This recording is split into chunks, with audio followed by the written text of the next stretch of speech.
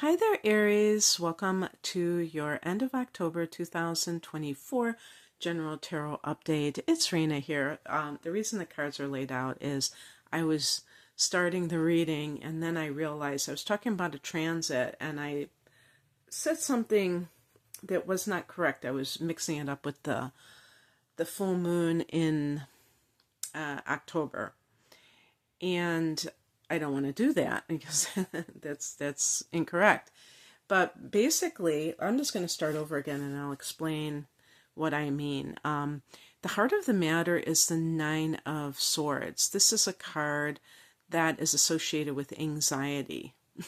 Can you tell by this image? I chose this deck. I really enjoy doing it during the Halloween period because it's so scorpionic, it's this deck.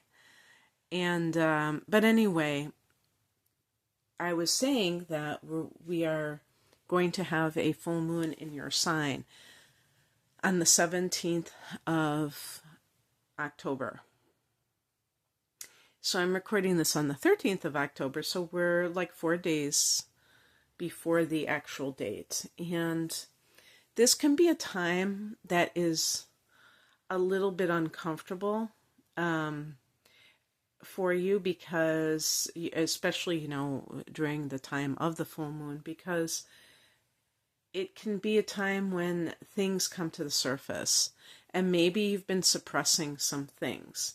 But I feel like even beforehand, you may feel that tension in the air. I think I do, because I think it's going to be something pretty big, and we're just in an astrological cycle that is, things are heating up at the end of this year. You may have felt in certain months of 2024 that things were just kind of going along and nothing much was happening, and then that's kind of how it can be, and then all of a sudden it heats up again. Those periods, those lull periods or downtimes are important because they help us to catch our breath.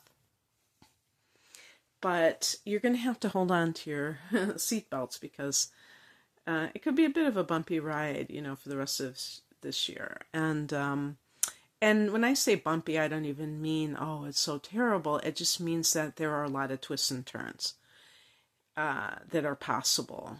And, like, I'm primarily an astrologer, so I have a whole forecast for Aries already up on my channel. You can check that out. If I think about it, which I rarely do, I'll put it in the link below, But anyway, so for Aries people, I don't think you tend to be kind of fearless. So I don't think it's really like, oh my gosh, like it's incapacitating. But it could be overwhelming. You can be overwhelmed by something and it doesn't like totally stop you from being able to do something. In the past position, we have the moon card. Yeah, because when I talk about past positions, it might not even be something that is past right now. It could be future, But the point is like it's informing this central theme of the last half of the month, and this could be that full moon.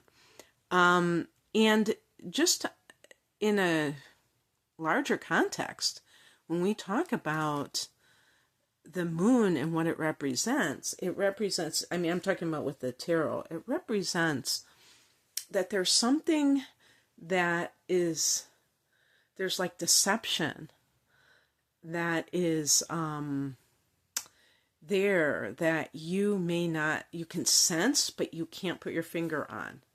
So for instance, if somebody is in a relationship and they suspect their partner is cheating and they confront their partner and the partner says, oh, you're crazy, gaslighting.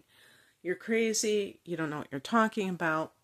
But that person just feels like, yeah, this is really happening.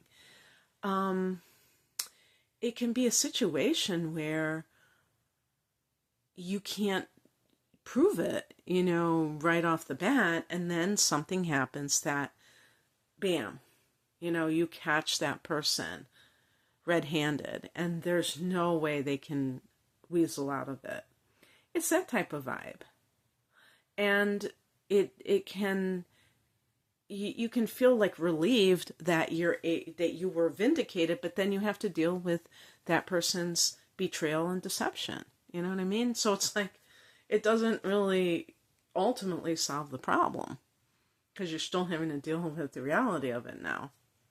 At least you could, relax in the fantasy.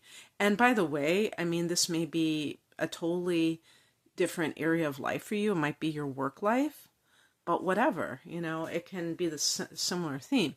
The higher message is the Three of Swords. This is a card of a lover's triangle. This is a card of a feeling of rejection. And that really speaks to these types of issues like the other two cards represent, because again, if you find out something along these lines, you find out that your boss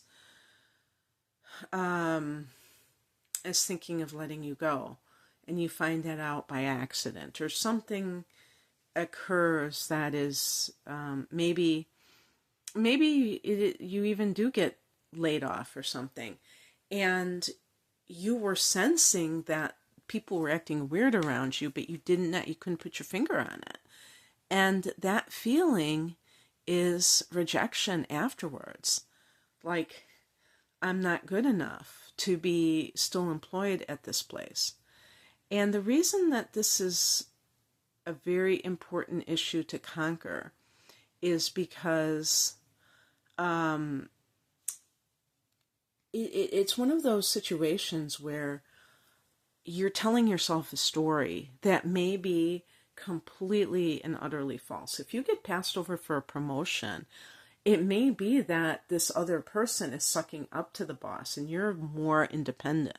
Aries people are not typically like game players, flatters, like phony. They're not typically phony. And people resent the hell out of that. I think, I'm a sun in Sagittarius. I think fire signs, by and large, tend to be very autonomous. And, so in other words, they're independent in how they conduct themselves. So they're less likely to go around and, flatter people in a random sort of way. In a calculating sort of way, because they have this, it's not just self-respect, it's just that they know who they are, and they're not here to curry favor with other people, and people resent the hell out of that. So, you can't tell yourself a story that could be totally false, and actually what could be happening is because of your personal power, that people like get intimidated and they don't want you to get ahead because you already seem too powerful to them. And in terms like a lover's triangle, that could be somebody else's insecurity. That doesn't necessarily mean that it has anything to do with you. Although I do recommend that people look at themselves in that scenario and see how they behaved in that relationship, not because it's like to blame yourself and say, oh yeah, it is my fault that such and such happened, but simply to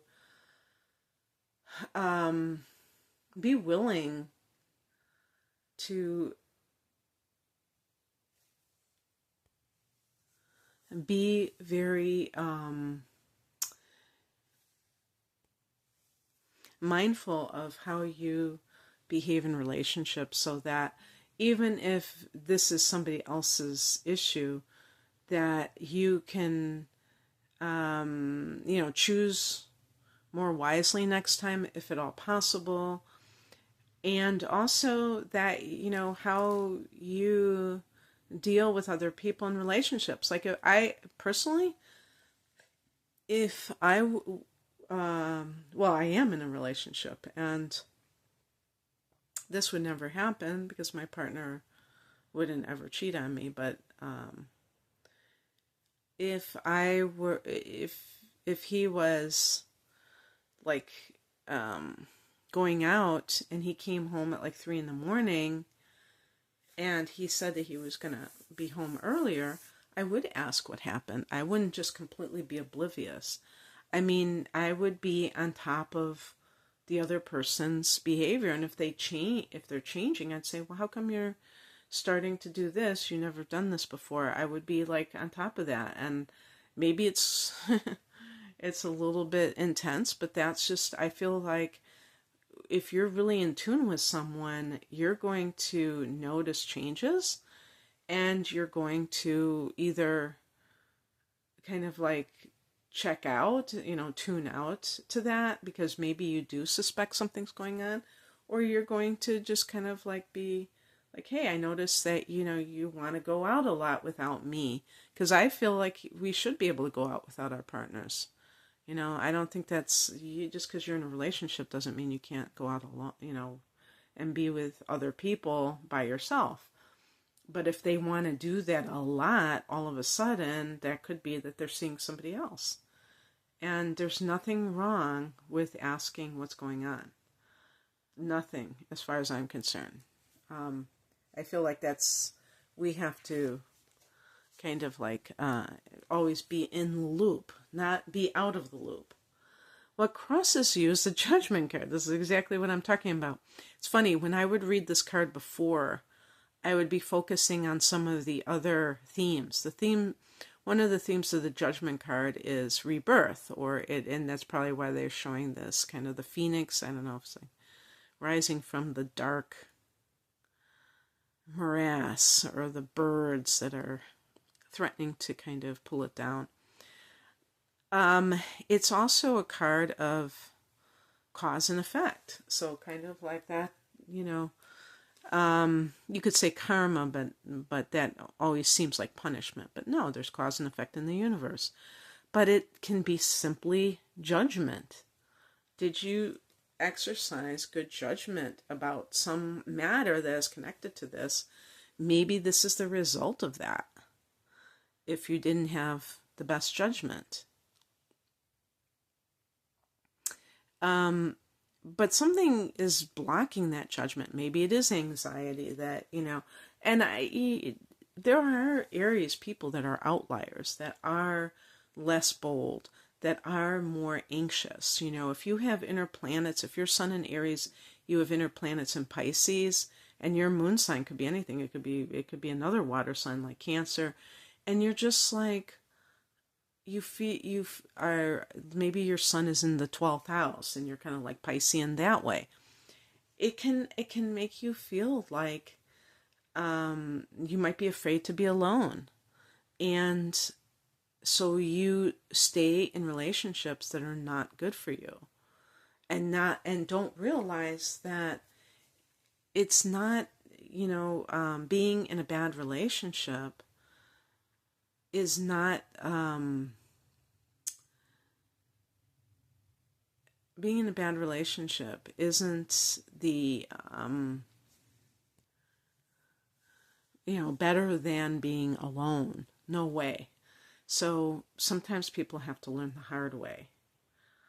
And working for a company that is underhanded towards you, or is, like promising you something, stringing you along, and then, you feel like betrayed by not just necessarily the boss, but maybe even coworkers. It's not a good scene. It's not a good situation to be in.